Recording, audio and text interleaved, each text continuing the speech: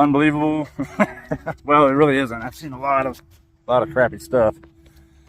So this is a, oh man, this is a GAF. Some company flipped this house, and it's leaking all in the wall line. You can see after I open the roof up, I mean, it's just soaking wet in this corner. So water's just coming in.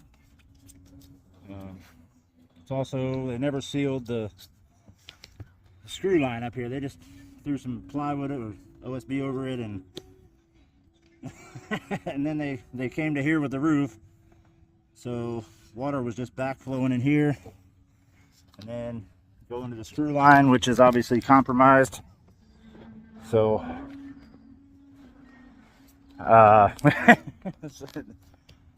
when I cut the TPO back, I was able to literally just pull this up and nailed the drip edge into OSB. Oh, it's just amazing. I mean, I just pulled this whole roof up like this. This is ridiculous. Oh man, so we're gonna put a real TPO roof on here. I mean, look at this. What is this? What is it? So we're gonna put 2-inch insulation. We've opened the roof up.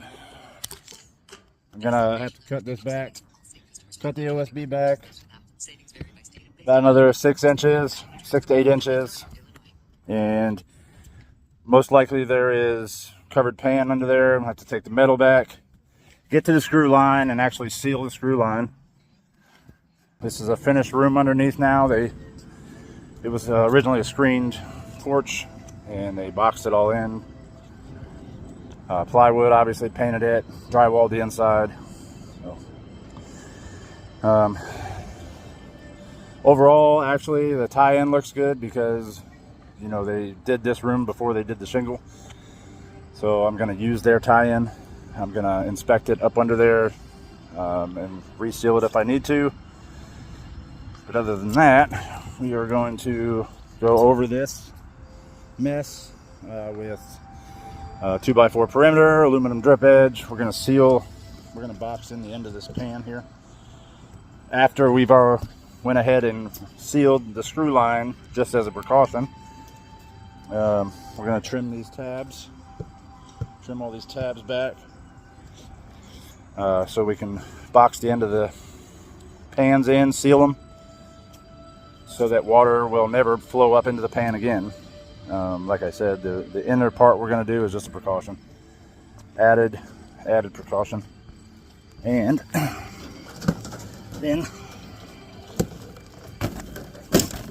that's ridiculous. I'll show you some steps as we go along. So. And it's hot. Okay, so this is what I was saying earlier. Cut back the roof, cut back the OSB, whatever this insulation crap is. Covered pan metal to expose the screw line, which, you know, before, well, this is still, I cleaned it up already, but so that's how, you know, all kinds of nastiness. So what we are doing now is chipping it away, then I'll come back and clean it so I get a good adhesion with the sealant, and we're gonna seal the screw line, which goes into the beam, which goes into the wall. But what's really happening is they ended the roof out here. Water's hitting here, deflecting in, sitting because it's running backwards down in, sitting over these screws, leaking into the beam, into the wall line. And that's why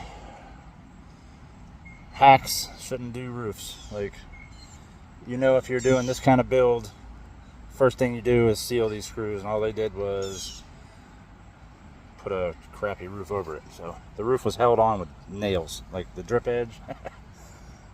The drip edge was nailed into OSB, so first heavy wind that came through here was just gonna blow this thing apart anyway. So awesome that it leaked, I guess, for these people, because it would have tore this roof off and tore a couple feet of their shingles off and just created a huge mess.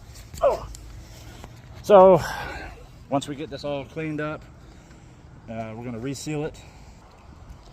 We go an extra mile here. So what we're going to do is we fill the bottom tray of this fascia. Fill the bottom tray with a good, little bit less than a ½ inch of OSI caulk.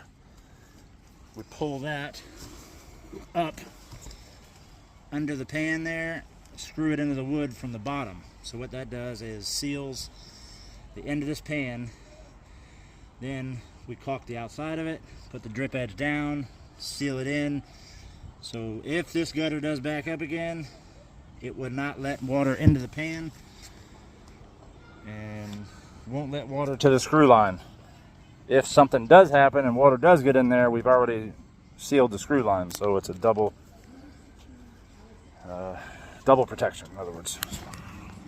Everything is now cleaned, sealed. Oh, so fascia cut out to seal the end. OSI, we already did this section over there. Now we're going to do this one. And just basically getting it into position, pushing it in, and then screwing it into the 2x4 seal, caulk down that on the top, and then put the drip edge over the edge, and essentially sealing the whole end of the pan with it. Okay, ooh.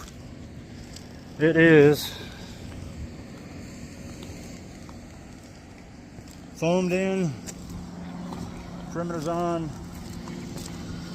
edge is sealed, upwards and downwards, caulked, no water getting in there. Screw line on the beam is sealed, drip is on, and about ready to lay some rubber down, get this thing done.